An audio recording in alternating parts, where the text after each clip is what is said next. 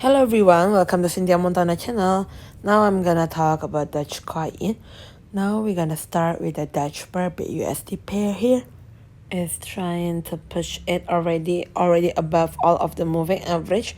If there's a correction, they should be go to the moving average 7 first on the 0.2493 US dollar, this one.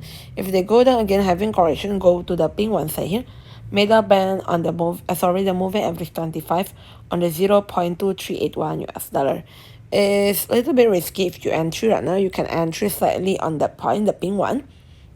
The RSI stochastic still on the natural position for the Bollinger Band here. It's already go to the yellow one here at upper band 0.2602 US dollar. If the correction go to the purple one side, lower band on the 0.2242 US dollar, this one.